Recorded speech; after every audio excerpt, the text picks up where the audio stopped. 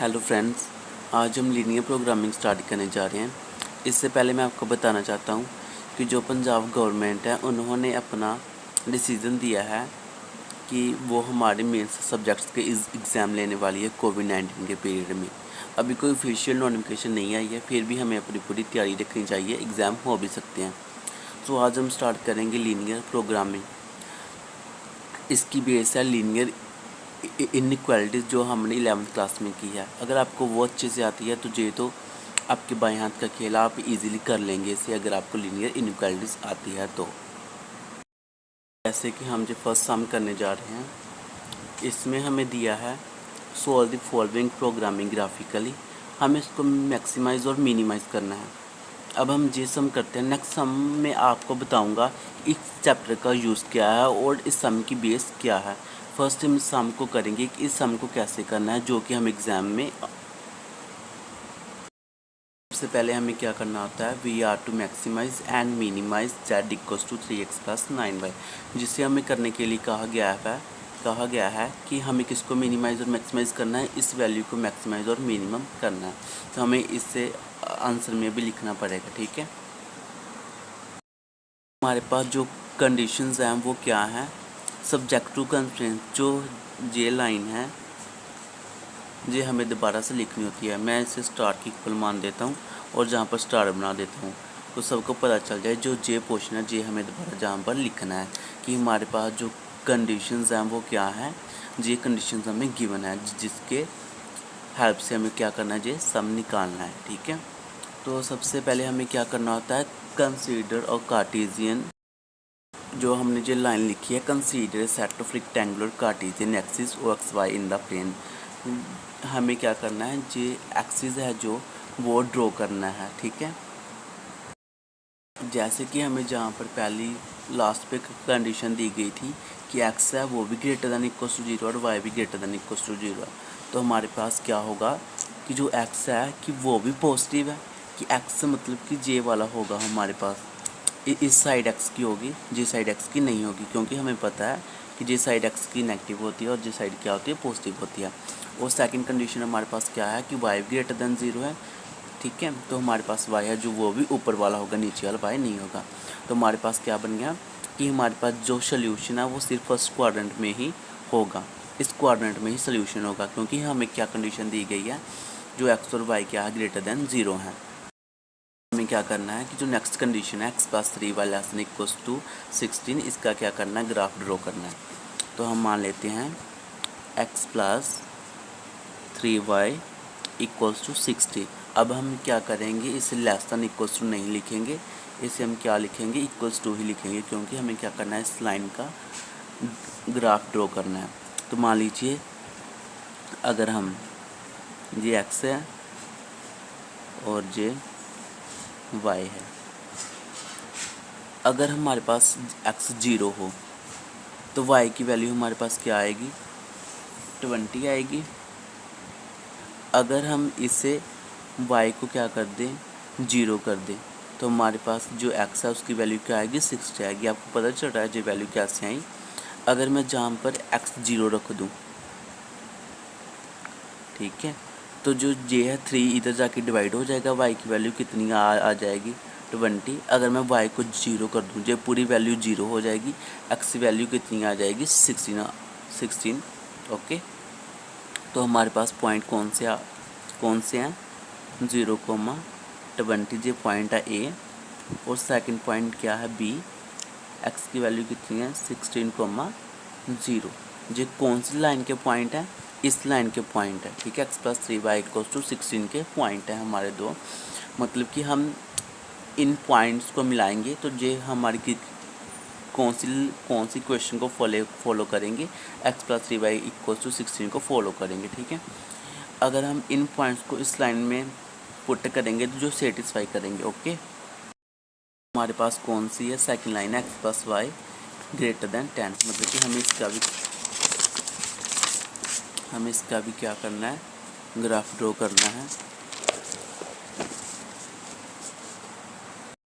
अब हमें इस लाइन का ग्राफ ड्रॉ करना है। अगर मान लीजिए हमारे पास x 0 है, y की वैल्यू 10 आ जाएगी। अगर हम y की वैल्यू पुट 0 कर दें तो हमारे पास x की वैल्यू कितनी आ जाएगी, 10 आ जाएगी। हमारे पास c पॉइंट बन गए हैं 0,10 और जो हमारे पास d पॉइंट है वो क्या है 10,0।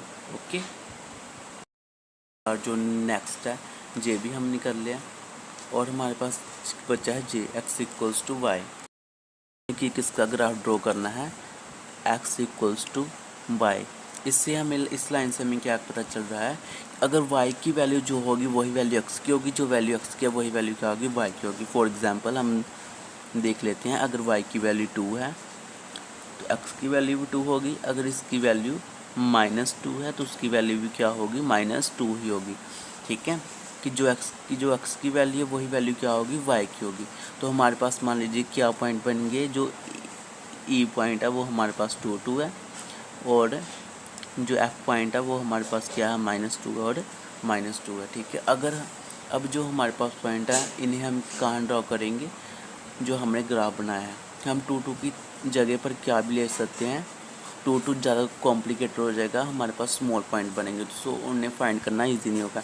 इसलिए हम 2 की जगह पर क्या ले लेते हैं 5 है और f जो पॉइंट है हमारे पास वो भी -5 और -5 है। ठीक है, तो अब हम ग्राफ पर ड्रॉ करेंगे। अब हम क्या करेंगे, जहाँ पर 10, 20 बन गया, हम ग्राफ जो कैसे तैयार करते हैं कि हमारे पास जो पॉइंट है वो कौन से हैं। हमने पॉइंट से अंदाज़ा लगाना होता है कि हमारे पॉइंट जैसे हैं हमें वैसा ही ग्राफ बनाना होता है, ताकि हमारा जो सम है कम से कम जगह में सॉल्व हो जाए। ठीक है, तो हमारे पास फर्स्ट लाइन क्या थी, x+3y16, तो इसके पॉइंट क्या थे 0,20। हमारे पास x की वैल्यू कितनी थी 0 और y की वैल्यू कितनी थी 20। ये पॉइंट है हमारे पास a और हमारे पास b पॉइंट कौन था, जे वाला पॉइंट था। अब हमें इसे क्या करना है, ज्वाइन करना है, इसे ज्वाइन करना है ऐसे। ये हमारे पास कौन सी लाइन है, x+3y = 16 वाली। ठीक है, तो हमारे पास नेक्स्ट लाइन क्या थी, x+y = 10 वाली लाइन थी। इसमें से हमें कौन से पॉइंट बने थे, c 0,10 और d पॉइंट कौन सा बनना था 10,0। इसे भी हमें ज्वाइन करना है। तो j कैसे ज्वाइन होगा, जहाँ से ज्वाइन होगा, ये जहाँ पे आके बैक बाउंस होकर जहाँ पर कट करेंगे इस पॉइंट पे। तो ये कौन सी लाइन है, x+y = 10 वाली लाइन है। और हमारे पास और 2 पॉइंट कौन से थे, e और f पॉइंट थे, 5 और -5 थे। ठीक है, इससे भी हमें जहाँ पर क्या करना है, ज्वाइन करना है। तो एक बात मैं आपको बता दूँ, -5 और 5 थे तो वो देखिए कि अगर हम 5 और 5 जहाँ पर लिखेंगे बहुत कंजस्टेड हो जाएगा। तो हमें क्या करना है कि आपको तो ये तो पता ही है x और y की वैल्यू सेम है। अगर हम x की वैल्यू 13 रखें तो y की वैल्यू 13 आएगी, मतलब कि हमारे पास e पॉइंट कौन सा है 30,30। अगर हम x की वैल्यू 13 रखते हैं तो y भी हमारे पास 13 ही आएगा। क्यों आएगा, क्योंकि उन्होंने हमें बताया है x और y क्या इक्वल हैं। अगर हम जहाँ पर -10 रखेंगे तो उसकी भी वैल्यू क्या आएगी, -10 आएगी। तो हमारे पास एक लाइन क्या बनेगी, जे लाइन बन गई। और जे x/y लाइन है, जे बहुत सारे बच्चे क्या करते हैं ऐसे ही ड्रॉप कर देते हैं बिना मतलब के। अगर हम कंडीशन जे दी है x = y वाली तो ही हमें जे लाइन ड्रॉ करनी है। अगर हमारे पास ये कंडीशन नहीं है तो आपको जे लाइन ड्रॉ नहीं करनी है। ठीक है, और अब हमें चेक करनी है इनइक्वालिटी। अगर अब हमारे पास लाइन बनेगी, अगर हमें रीज़न ढूंढना है कि कौन सा रीजन हमारा आंसर है, कि जे रीज़न जे और जे हमारा आंसर कौन सा है, कि जो करेक्ट आंसर है जिसमें हमें वैल्यूज़ फाइंड करनी है। ओके, अब हमें क्या करना है, जो 0 0 है जहाँ पर इनइक्वालिटीज चेक करनी है। हमारे पास जो फर्स्ट स्टेटमेंट क्या थी, x+3y <= 0। मतलब कि हमें क्या करना है, x और y की जगह पे 0 पुट करना है। अगर हम जहाँ पर 0 पुट कर देंगे तो हमारे पास क्या आ जाएगा, 0 लेस दैन 60। 0 तो लेस दैन होता है 60 से, जो और जे क्या है, ट्रू है। ओके, ये हमारे पास कंडीशन क्या है, करेक्ट है। सेकंड कंडीशन हमारे पास क्या थी, x प्लस वाई क्या है, ग्रेटर देन 10 है। अगर हम जहाँ पर 0 0 पुट कर दें तो हमारे पास वैल्यू क्या बनेगी, ये बनेगी, और ये तो गलत होगी, 0 10 से बड़ा नहीं होता, ये कंडीशन क्या है, फॉल्स है। और लास्ट लाइन क्या थी, एक्स क्या है, less than equals to y है, एक्स क्या है, less than equals to y है। अगर हम जहाँ पर 0 0 पुट कर दें, ठीक है, तो ये हमारे पास कोई कंडीशन नहीं बनती कि 0 0 से छोटा होता है। मान लीजिए हम ये कंडीशन इसलिए चेक करते हैं कि मुझे हमारे पास मान लीजिए लाइन है, हम दोनों तरफ किसी भी साइड एक पॉइंट ले सकते हैं। मान लीजिए मैं जहाँ पर एक पॉइंट लिया ए, उसके जे है कंडीशन एक्स वाई। अगर जहाँ पर इस लाइन की इक्वेशन ट्रू आती है तो इसका सोल्यूशन इस साइड होता है, अगर जे फॉल्स आती है तो इसका सोल्यूशन इस साइड होता है। ठीक है, ट्रू आई तो इस साइड सोल्यूशन होगा, फॉल्स आई तो इस साइड सोल्यूशन होगा। लेकिन जो हमारे पास लाइन है जे वाली एक्स वाई, ये तो 0 0 से क्रॉस कर रही है, इसी पॉइंट से होकर जा रही है, तो हम कैसे फाइंड कर सकते हैं, इसलिए हमें कोई पॉइंट लाइन के लेफ़्ट साइड और राइट साइड पॉइंट लेना होगा। अगर मान लीजिए हमने जो पॉइंट ले लिया 3,0, अगर जहाँ पर ट्रू आया तो इसका सोल्यूशन इस साइड होगा, अगर फॉल्स जाता हो तो इस लाइन का सोल्यूशन ऑपोजिट साइड में होगा। ठीक है, एक्स वाई की कंडीशन कहाँ पर चेक करने जा रहे हैं, 13,0 पे। एक्स हमने 13 फिल किया और जो वाई है वो 0 पुट किया। 13 0 से बड़ा नहीं हो सकता, इसलिए मतलब कि ये कंडीशन क्या है, फॉल्स है। और जो लाइन है हमारे पास जे वाली, इस लाइन का सोल्यूशन जहाँ जे पॉइंट लिया था इस पर कंडीशन क्या आई है, फॉल्स आई है, तो इस लाइन का सोल्यूशन कौन सा साइड होगा, इस साइड होगा। हमने जे भी चेक किया था, जो फर्स्ट लाइन थी 16 वाली, इसका सोल्यूशन क्या आया था, 2 आया था, 10 वाली का फॉल्स आया था। मतलब कि जो 16 वाली लाइन थी जे थी, इसका सोल्यूशन क्या आया था, 2 आया था, तो पॉइंट हमने कौन सा लिया था, 0,0 लिया था। मतलब कि इस लाइन का सोल्यूशन जे वाली साइड है। ठीक है, वो जो 10 वाली लाइन थी जे वाली थी, इस लाइन का सोल्यूशन जे वाली साइड है, क्योंकि इसने कंडीशन क्या बताई थी, 0 0 बताई थी, फॉल्स बताई थी इस पॉइंट पर, और इस पॉइंट पर भी कंडीशन क्या आई थी, फॉल्स आई थी। मतलब कि इस लाइन का सोल्यूशन भी इस साइड है, साइड नहीं है। और ये तो हमें पता ही है कि जो सोल्यूशन है वो किस क्वाड्रेंट में है, फर्स्ट क्वाड्रेंट में। क्यों है फर्स्ट क्वाड्रेंट में, जो एक्स और वाई हैं वो क्या है, ग्रेटर देन 0 है। तो इस लाइन का सोल्यूशन क्या है, सिर्फ जे छोटा सा पार्ट है फर्स्ट क्वाड्रेंट का, इसमें ही इसका सोल्यूशन है। ठीक है, अब हमारे पास कॉर्नर पॉइंट कौन से हैं, ये तो है एक ए पॉइंट है और एक सी पॉइंट। अब हम ये 2 पॉइंट नहीं पता, ये हम कैसे फाइंड करेंगे। मान लीजिए हमारे पास ये पॉइंट क्या है, जी है, और ये पॉइंट क्या है, एच पॉइंट है हमारे पास। ठीक है, तो जी पॉइंट है वो हमारे पास कैसे बन रहा है, एक्स प्लस वाई, हम जी पॉइंट कैसे बन रहा है, एक्स इक्वल्स टू वाई और x plus 3y equal to 16 वाली लाइन से बन रहा है जी पॉइंट। और जो जी एच पॉइंट है वो कैसे बन रहा है, एक्स प्लस इक्वल्स टू 10 और एक्स इक्वल्स टू वाई वाली लाइन, ये दोनों लाइन इंटरसेक्ट कर रही हैं जहाँ पर, तो जे पॉइंट बन रहा है। ये दोनों लाइन इंटरसेक्ट कर रही हैं तो जे पॉइंट बन रहा है हमारे पास। ठीक है, पॉइंट कैसे निकाल सकते हैं, x plus 3y equals to 16 था, और हमारे पास जो दूसरी लाइन थी वो एक्स इक्वल्स टू वाई थी। हम इस लाइन को ऐसे भी लिख सकते हैं, x minus y equals to 0 भी लिख सकते हैं। अगर हम इन दोनों को ऐड कर दें आपस में तो हमारे पास क्या बन जाएगा, अगर हम सब्सट्रैक्ट करें तो क्या बनेगा, जिसका माइनस हो जाएगा, जे प्लस हो जाएगा, और जे तो 0 है, तो जे दोनों आपस में कट हो जाएंगे, जे ऐड होकर 4y क्या हो जाएगा, इक्वल्स टू 16 आ जाएगा। तो y की वैल्यू हमारे पास क्या निकल आएगी, y है, y की वैल्यू क्या आ जाएगी, 15 आ जाएगी हमारे पास। ठीक है, अगर हम ये y की वैल्यू 15 जहाँ पर पुट करें इस इक्वेशन में, तो एक्स की वैल्यू क्या आ जाएगी 15 आ जाएगी, मतलब कि जो हमारे पास जी पॉइंट है वो क्या है 15 और 15 है। और जो एच पॉइंट था वो हमारे पास कैसे बन रहा था, x plus y equals to 10 और x equals to y line से बन रहा था। हम फिर से इस लाइन को ऐसे लिख सकते हैं x minus y equals to 0। अगर हम दोनों को प्लस कर दें तो हमारे पास क्या होगा, एक्स और एक्स क्या हो जाएंगे 2x हो जाएंगे, माइनस वाई आपस में कट हो जाएंगे और 10 आ जाएगा। तो x की वैल्यू कितनी आ जाएगी 5 आ जाएगी। अगर हम फिर x की वैल्यू जहाँ पर पुट करें तो y की वैल्यू हमारे पास क्या आ जाएगी 5 आ जाएगी। तो हमारे पास h पॉइंट क्या है 5 है, ठीक है। अब हमें वहाँ पर पुट करना, y की वैल्यू क्या आई थी 15 और 15, h की वैल्यू क्या आई थी 5 और 5 आई थी, ठीक है। हमें क्या करना फाइनल, हमें क्या करना है, हमें क्या दिया था, हमें मैक्सिमाइज़ और मिनिमाइज़ किससे करना है 3x प्लस 9y को मैक्सिमाइज़ और मिनिमाइज़ करना है, ठीक है।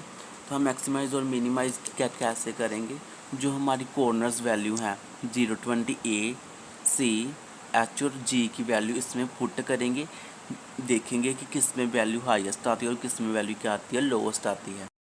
करना है कि वैल्यू क्या आती है, फर्स्ट पॉइंट क्या है A, फर्स्ट पॉइंट क्या है A 0,20, 0,20 पे चेक करेंगे। z की वैल्यू क्या है 3, x की वैल्यू 0 प्लस 9 की वैल्यू क्या पुट करनी है 20, और जो हमारे पास क्या वैल्यू आ जाएगी 118।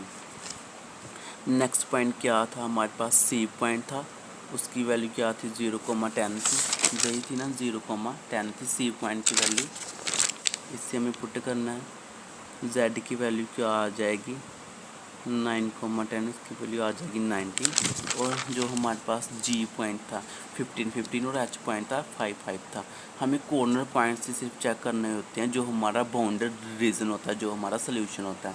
आपने इनइक्वालिटीज़ में भी ड्रॉ करे होंगे ग्राफ ऐसे, सिर्फ वैसे ही करना है। लास्ट में हमें क्या करना है, सिर्फ ये चेक करने हैं कॉर्नर पॉइंट्स पे एक्स जेड की वैल्यू चेक करनी है कि क्या निकल कर आती है। एक G पॉइंट था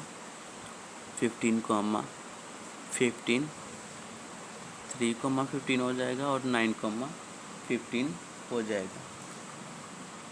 इससे मल्टीप्लाई करोगे तो आपके पास आएगा 45, पास आएगा 135, तो हमारा आंसर क्या आ जाएगा, जहाँ पर भी 118 आ जाएगा।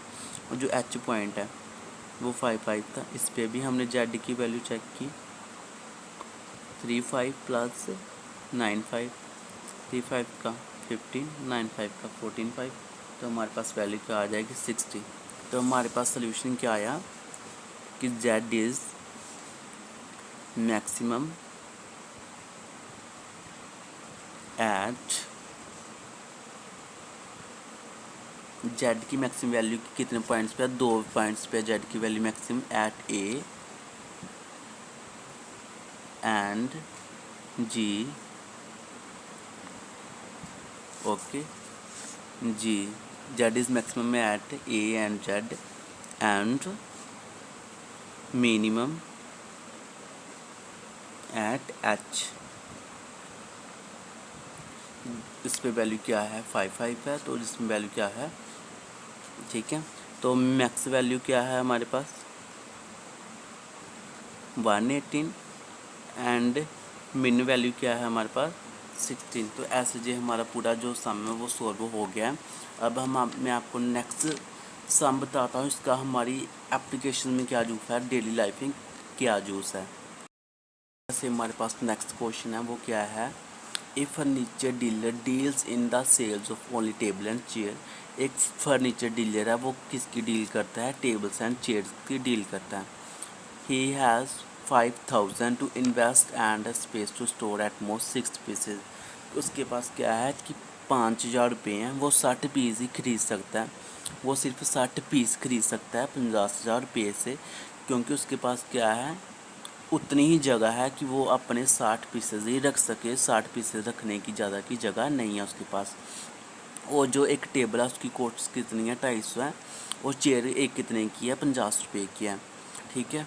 और he can sell a table at a profit 50 and a chair at a profit of 15।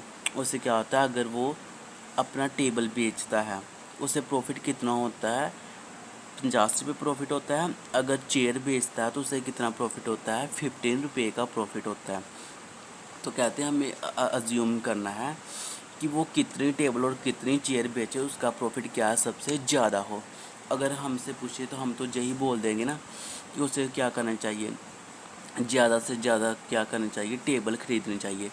अगर 250 टेबल ख़रीदेगा तो उसे क्या होगा, 50 रुपये का फ़ायदा होगा। अगर वो 50 रुपये का ख़रीदेगा तो 15 रुपये का, जहाँ पर फ़ायदा ज़्यादा हो रहा है। लेकिन देखिए कितने हैं, 50,000 रुपये हैं अगर वो टेबल ख़रीदता है।